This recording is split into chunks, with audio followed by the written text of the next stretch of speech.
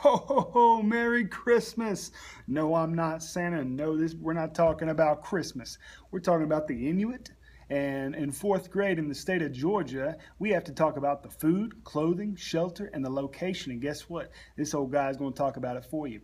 So first and foremost, let's kind of identify this little mess that I made up here. And then we're going to do a little sort together. But we're going to talk about first. Okay, the Inuit. They were a Native American tribe that lived, take a look at this globe. Yep, you see it? At the very top of the globe. They lived above what is called the Arctic Circle and the tree line. So where they live, where the Inuit currently live and where they used to live, there were not a lot of trees and very few, to say the least. Very little vegetation. Why such little vegetation? Why such few trees and plants? Well, boys and girls, it's very, very cold. And if you think about that light right up there, that one right there, pretend that's the sun, okay? The earth actually tilts away from the sun. So this area where the Inuit lived and currently live, they do not receive as much sun as we do in the state of Georgia. So I will tell you this, the Inuit were and they still are an awesome tribe.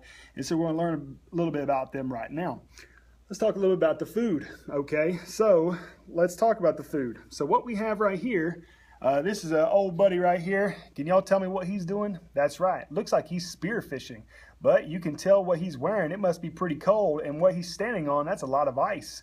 And so we're going to talk about that in a little bit when I sort this. But guess what, boys and girls? They did a lot of fishing, a lot of ice fishing for ice mammals. They would catch, and I say ice mammals because most of the areas where they were trying to trap the whales, walruses, seals were in ice, underneath the ice, and sometimes in open water, but they had to get real creative about that.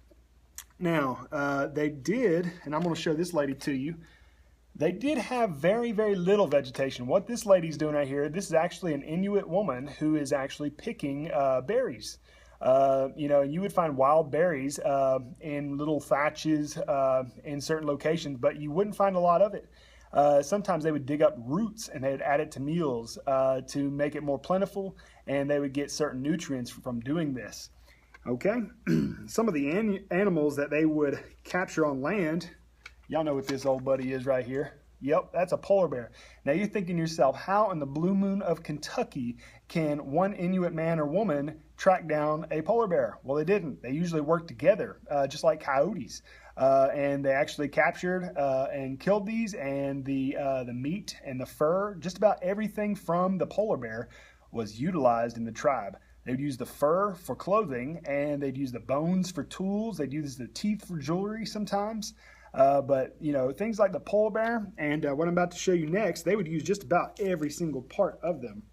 Okay, let's talk about this. Okay, this is an Arctic fox. The fur turns white. That's an adaptation that's a camouflage that they use to protect themselves from other predators. But they would sometimes track down Arctic foxes, Arctic hares, not Arctic hares like, I'm going gray, but no, the thing is, Arctic hare is like a bunny rabbit, okay, that is in the Arctic, and they would trap those, and they would use just about everything of the Arctic hare as well. Next up, walrus. Cuckoo, cuckoo, the walrus right here. Now, they would track these down, and they would use spears to get these, and the blubber is like fat that is underneath the skin of certain mammals that live in the Arctic, and it helps insulate them. Y'all remember that from third grade. It helps insulate them and keep the heat inside their body, and it kind of prohibits it from leaving, and it keeps the animal warm. But they use the blubber to use as an oil.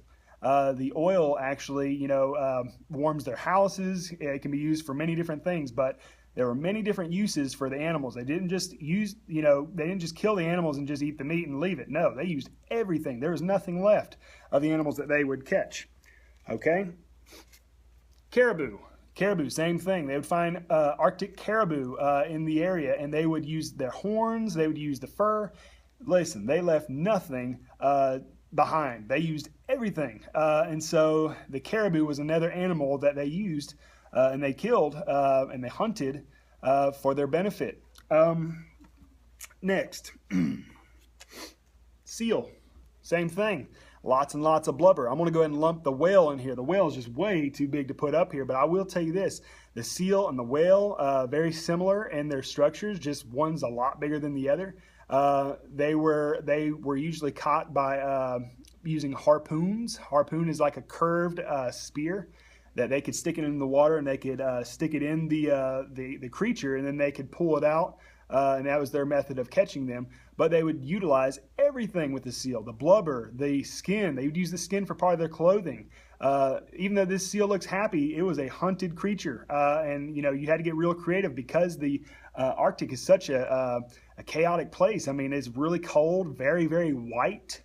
And white because of the ice and snow. You had to get real creative about how you achieved your food, accomplished, your hunt, and picked up what you needed to survive. So that's that. Y'all know what this is right here? That's a penguin. Do penguins live in the northern hemisphere? Do some research and tell me that. But I will tell you this. This guy right here wasn't on their diet. So you can do some additional research and tell me what you think. I will tell you this, that they did find birds, and so they would trap birds with nets. They would hide, and then when they would throw out some bait, and when the bird would come down, they'd try to trap the bird, and they'd use just about everything of the bird as well. And so feathers, everything was game when it came to the Inuit. So this even though this is a type of bird, most birds were hunted, but do some research on the penguin for me. Okay? All right, next. All right, let's continue with the food. So what I have right here, this is, they ate mostly meat, and I would say almost 99.9% meat. Okay, yes, the Inuit ate meat. This is a cause and effect. They ate meat because there were very, very few plants. Okay, and there were very, very few plants, so they actually, they would have to rely on ocean mammals such as the seal, whale, walrus, birds, caribou, and polar bear. And sometimes cranberries, blueberries, and the roots of trees, just like I talked about. Okay, next up, let's talk about the clothing. So I talked about how they lived in the Arctic Circle above the tree line. It was super duper cold up there. And since they had minimal sunlight, and sometimes during the year, it would be sunlight almost the entire day and for months on end. And that's just because of the weird tilt of the earth, and because sometimes it tilts directly towards the sun, sometimes it tilts away from the sun. Okay, let's talk clothing. This is called a parka. A parka is it's a coat, a very, very thick coat made of fur, and it has a hood, and it actually covers up the Inuit and protects them and insulates them, kind of like what I was telling you about with the seal and other ocean mammals. It protects them and keeps in the heat, and it keeps them very, very warm. And this is the difference between life and death, because you can't wear what you would wear to the beach in the Arctic where the Inuit live. You know why? Because you would quickly no longer exist. Because it's so cold, your body would go into hypothermia. Your body would have a hard time regulating its temperature, but this helps your body to maintain its 98.6 degree temperature, and it's exactly what you need. But this is called a parka. Where do you think they got the fur for their parkas? That's right, polar bears, caribous, Arctic foxes, Arctic hare. Yeah, the things that they caught, they would use every little part of. And you'll notice this amongst the rest of the Native American tribes. They utilized everything of what they caught. Okay, so that's called a parka. Next, they would make pants and boots out of the same thing, animal skins and animal fur, and they would utilize this to keep themselves warm. Look, you couldn't be like Michael Jackson doing the moonwalk on that ice, because your little tootsies, your little footsies, they would freeze, because it is so very cold there that you need to keep your feet insulated and warm. And so you would do that by using fur and skin and doubling up. So you wouldn't just wear one pair, you'd sometimes wear two pairs, many pairs as you could comfortably wear. And that would protect you from the climate, which is polar, which is very, very cold. All right? Now, cold day. Mom and Dad or anyone in the house tell you, you can't go outside until you put on your mittens. Why? Because they want to keep your hands from freezing. The mittens were created for the Inuit. They used, like I said, a lot of the animals that they catch, and they would create these mittens to protect their hands so they could function, so they could hunt if they needed to. but the mittens and pants were another part of the Inuit clothing. So let's look up here at our little brace map. Clothing. So they used animal skins and they used fur. From the fur, they had long pants and parka. Types of clothing, they had mittens for their hands, long pants for their legs, and goggles. I didn't talk about goggles. Holy wow. Okay, because it was so incredibly white there, it was just, lots of snow, lots of ice, and sometimes lots and lots of sunlight, sometimes not a lot of sunlight. But when there was sunlight, there was a huge reflection on the white snow and ice, and it would make it very, very difficult for them to see. So how do they see? Well, they carved these things called goggles, which had little bitty slits in them, and they put them over their eyes to help shield themselves from the sun and to protect their eyes. So the reason why they had goggles for their eyes, the goggles were made of wood, ivory, and bone, but the purpose was to reduce sunlight and to prevent blindness. So, okay, so let's move on to the next part. We're going to talk about shelter. So when we talk about shelter, you live in a home, I live in a home. Most animals have some sort of home that they go home to protect themselves. The purpose of shelter is to protect yourself from the elements. So if it rains, you can just go inside and it protects you from the rain. Most animals have a place to go whenever it's really cold outside or the seasons change or it's winter time. Sometimes they'll hibernate. Well, the Inuit, they have shelter. And you may have heard from someone, or you may think that this is the only shelter that they live in. Think to yourself, is that correct? Probably not. No, this was a temporary shelter. And the reason why it's a temporary shelter because the Inuit, they were masters of using their natural resources. Okay, and they utilized the natural resource they had most abundantly, which was ice and snow. So they used ice and snow to form their shelter. And they use blocks of ice to help, insulate the heat. They got to keep in the heat because, look, heat dissipates. It just flutters away. So unless you're going to insulate it, you're losing a lot of heat. And if you lose a lot of heat, you're going to get sick, and then you're going to possibly no longer exist. Okay, so the Inuit was a temperate shelter that they used to protect themselves from the climate, from the elements, for a little while they were hunting or while they were traveling, because they used what was most abundant to them, their natural resource, ice and snow. Most commonly, the Inuit, like I said, utilized their natural resources, and then they would make things that looked like tents. They would dig lodges into the ground that were supported by sticks. But the main purpose of a shelter, boys and girls, is to protect yourself from the elements. Because it's so flipping cold there, they had to keep something over their heads and to protect themselves, to keep themselves warm. So it's very, very, very important that they build a shelter that could support them. Okay? Sometimes they would build tents and they would use animal skins for that as well. So don't forget, all those animals that they caught and hunted, they would use everything for the food, for the clothing, for the shelter. All right, let's move on to the next part. Just like I talked about earlier, this right here is called a globe, okay? Now, we live right here. This is us in the state of Georgia, right here. It's a little bit tilted, okay? At the very, very top, what you have something that looks very, very white, okay? If you're looking at the top, you see lots and lots of white. This is the Arctic Circle. This is the Arctic Ocean, okay? There are several locations all around the globe that contain the Inuit. The Inuit are not just in Alaska. They're in different parts of Canada, Northern Europe, and Russia. Also in Greenland. But you can see the top of the Earth forms the North Pole, and the North Pole is covered mostly in ice for most of the year. And so they utilize what they have. They use their precious natural resources. They have lots of snow and lots of ice, so that's what they use. But the Inuit live all in this top region of the Earth, of the globe. Okay, so enough of that. Quick quiz. What ocean do they most frequently engage with? That'd be the Arctic Ocean. So they live in the Arctic and they live on the Arctic Ocean. Arctic is very, very cold. Okay, and so here is a map. Pretend I turn the globe. So I turned the globe all the way on its side and I tilted it. This is the top of the Earth right here. This is where the Inuit live, where you see the white. Okay, this is where it's mostly frozen for most of the year. It forms something called the tundra. That's the biome that they live in. Tundra means that the ground is mostly frozen for most of the year. It is very, very important that they protect themselves because the ground is frozen, it's very hard to grow things in. So they're not going to do a lot of farming. They're going to do a lot more hunting than farming. And they're going to do a lot more scavenging, which is looking for animals possibly that may not be living, because the Arctic is like a giant refrigerator. It'll keep it preserved for a long period of time. So just remember that. Okay, so let's go back here.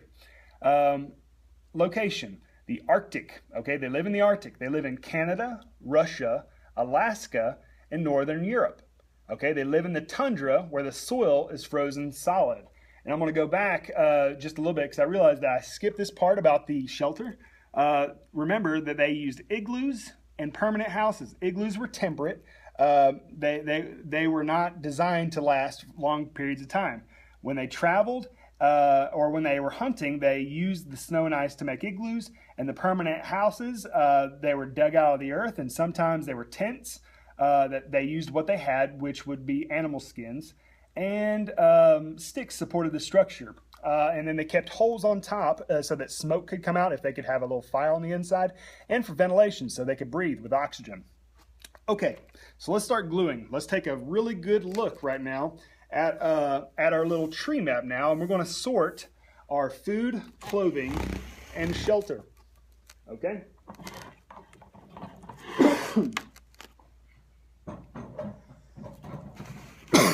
Okay, so this little gentleman right here, he is a fisherman, but he's also, he has what looks like a harpoon or a spear. So I'm going to put him underneath food because this is a hunter. They did lots and lots of hunting and very, very little